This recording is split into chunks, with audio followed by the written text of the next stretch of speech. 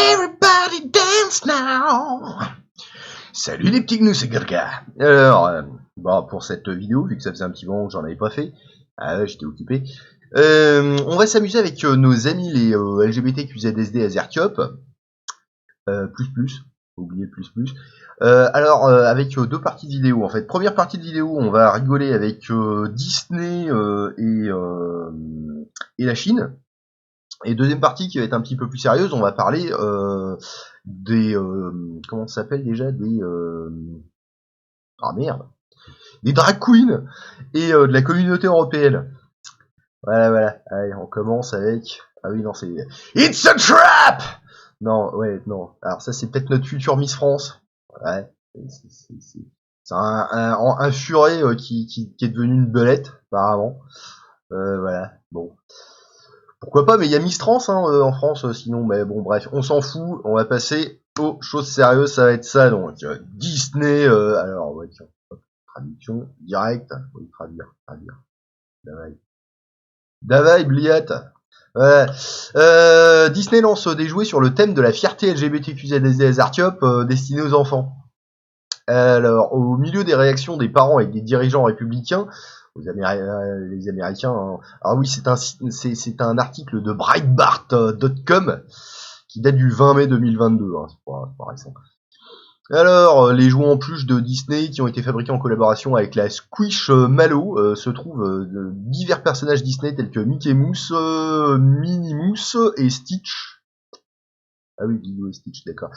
Qui représentent tous un motif arc-en-ciel. Everybody dance now. Ouais, on est dedans. Le dos de l'étiquette indique pour célébrer la fierté et la collection Pride de la société, The Walt Disney Company verse des fonds dans le cadre de son engagement continu envers les organisations du monde entier qui soutiennent les communautés LGBTQZSD+.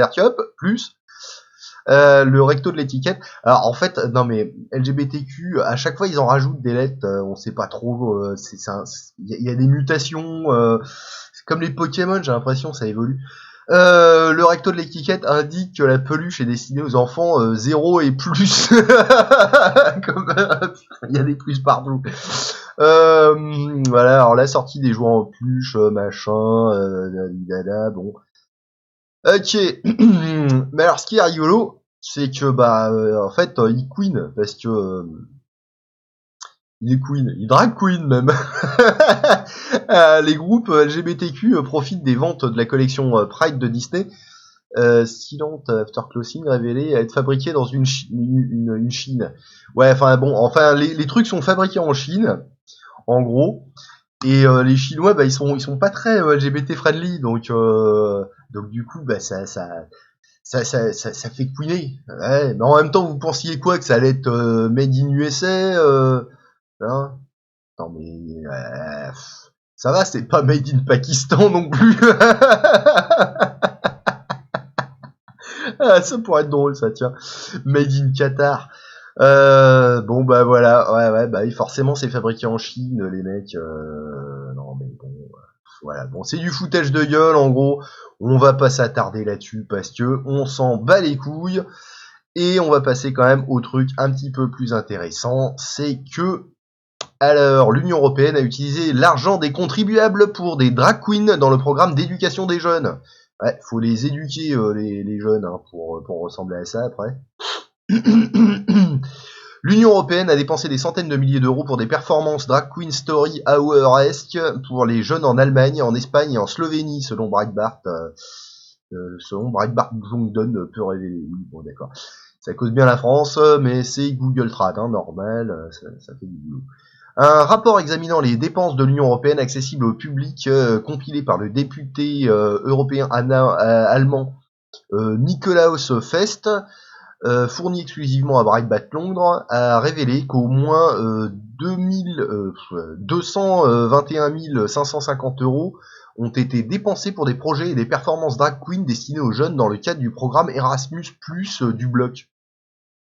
Erasmus, c'est plus ce que c'était.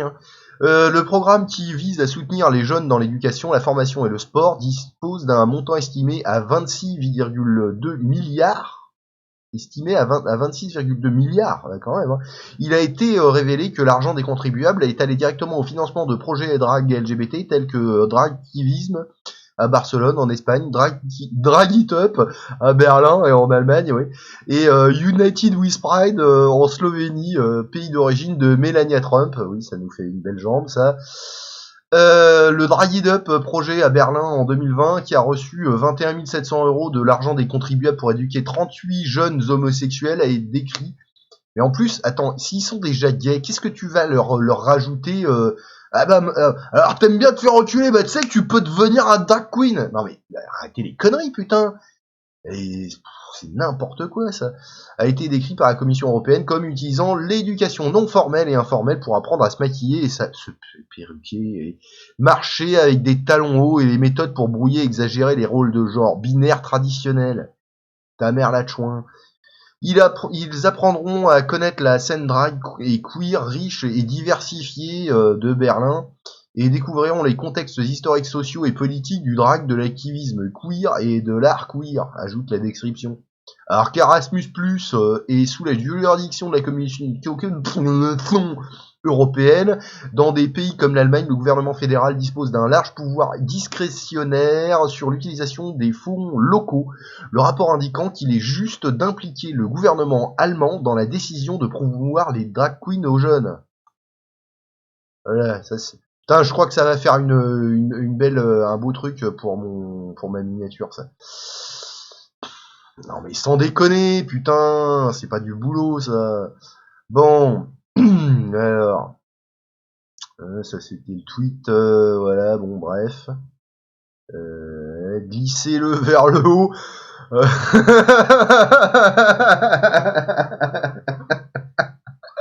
Glissez-le vers le haut, quoi. Ah d'accord, bon, ok. Alors, dans des commentaires à Breitbart London, le chef du parti alternatif pour l'Allemagne au Parlement européen, Nicolas Fest, a déclaré « En faisant voler l'argent des contribuables en cours de rouge à lèvres et en lingerie de dentelle pour hommes, l'Union européenne montre que c'est l'enfer. Déterminé à poursuivre un agenda éveillé, quel qu'en soit le prix. » Ouais, les trucs woke. Ce gaspillage est un autre volet de la série de guerres culturelles en cours dans l'Union européenne, cet épisode étant peut-être le mieux étiqueté comme la bataille des Ardennes. Rien que ça.